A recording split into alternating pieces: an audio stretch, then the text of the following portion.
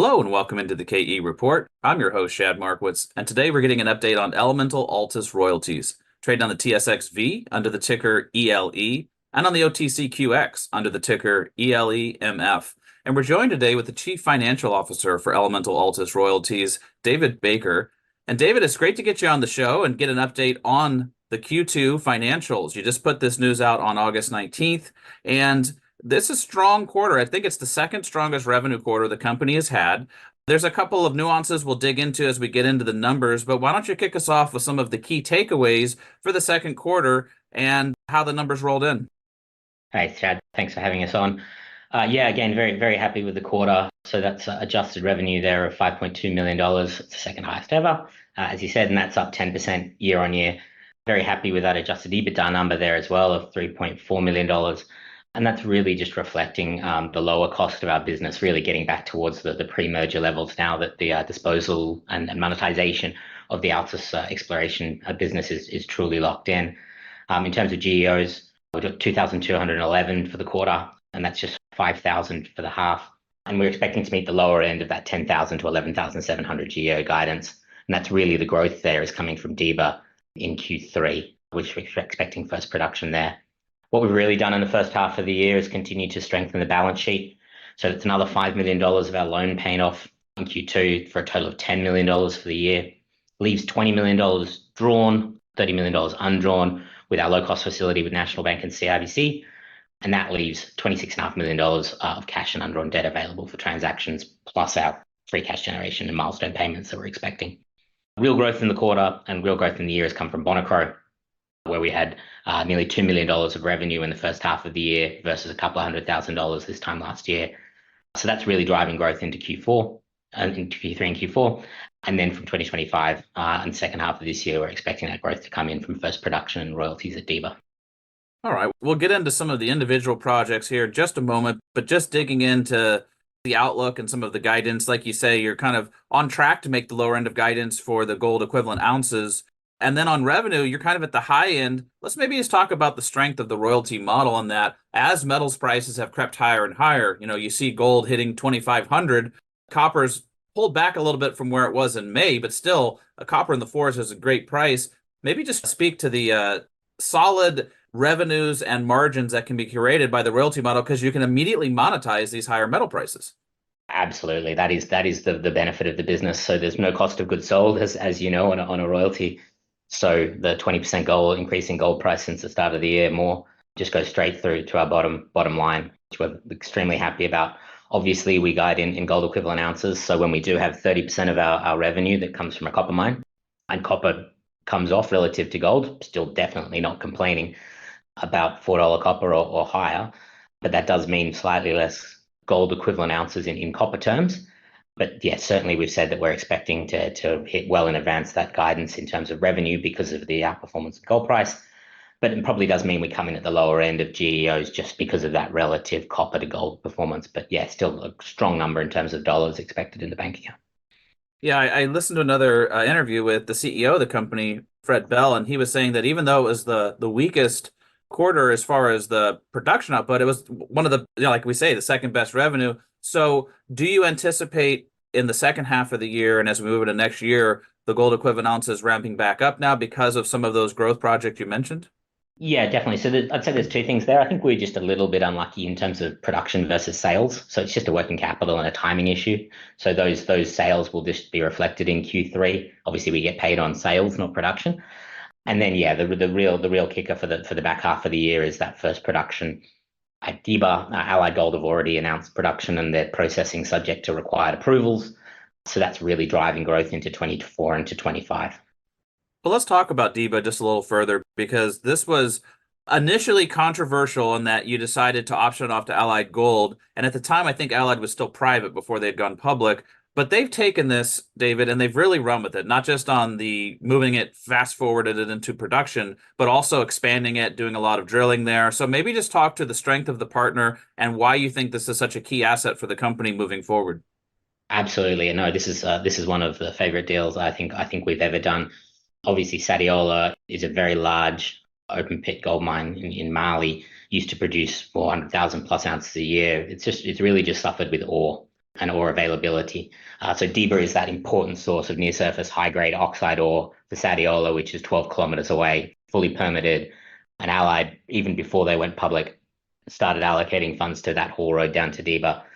So with the new resource and reserve down there, we've got 280,000 ounces in the ground. Allied also announced an exploration budget there for 12,000 meters of drilling, and we suspect that's just to grow that near-term oxide potential there that will just displace and improve on the throughput there at Sadiola. So incredibly good operator. It's the ex-Yamana team with Peter Moroni. And we think, yeah, that first sort of 280,000 ounces of reserves is just the beginning. And I think importantly as well, it's quite a large royalty.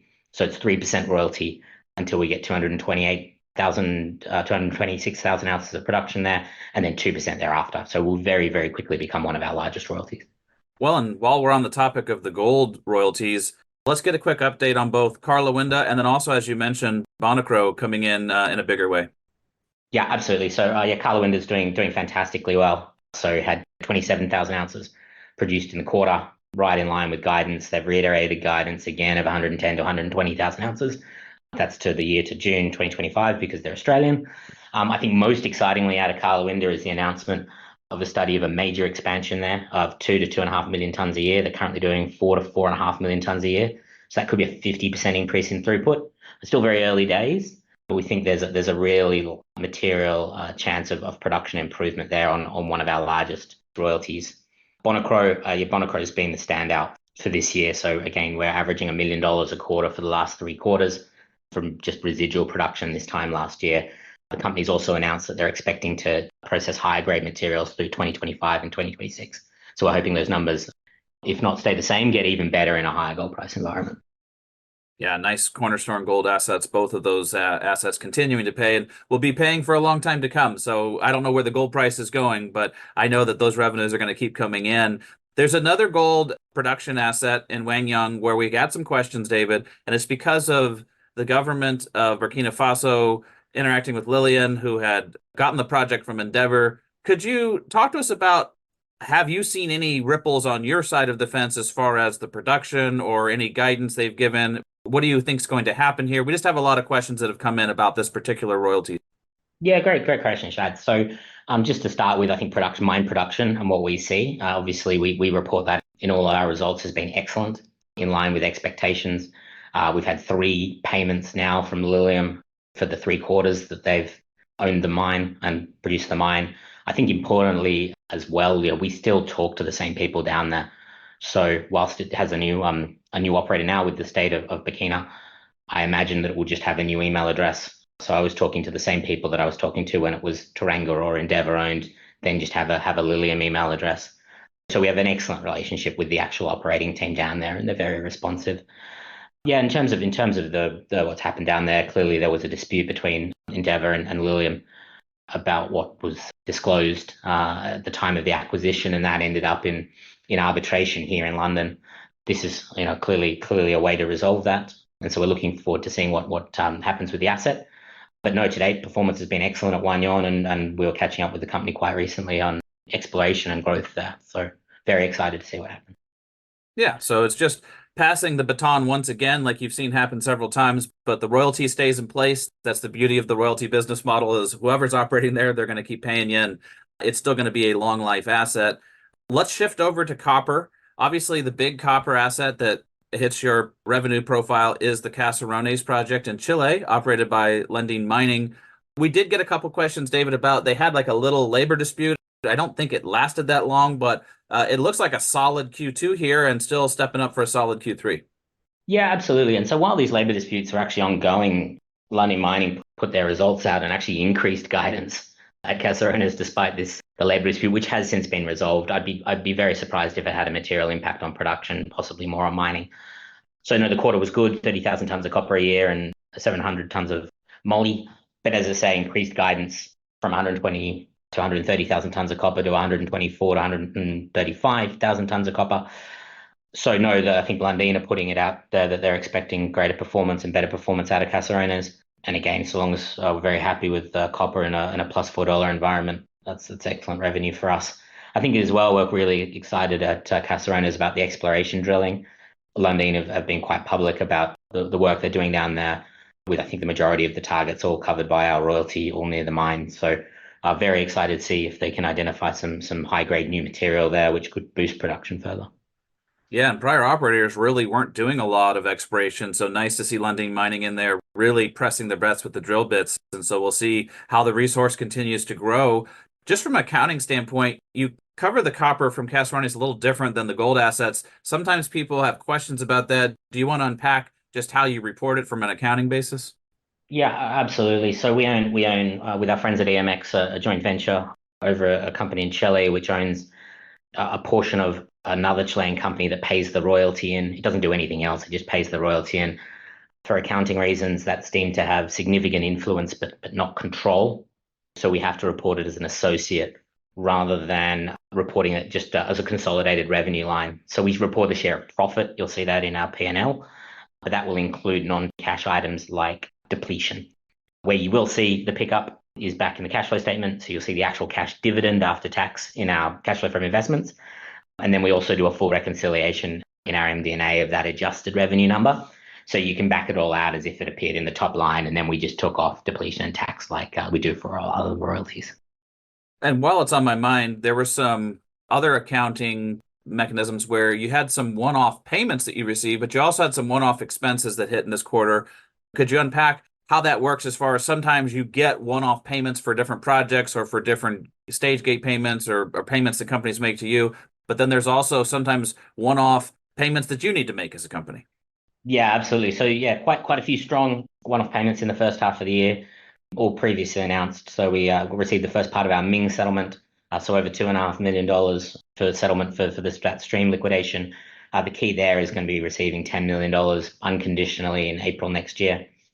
We also sold about just over $1 million of equity investments that the Altus team held. We're always looking to divest non-core holdings like that. We also fortunately had another discovery bonus on our SKO. So when that hits certain thresholds, I think it's 250,000 ounces of a new discovery, they pay us 500,000 Australian dollars. So we welcomed one of those.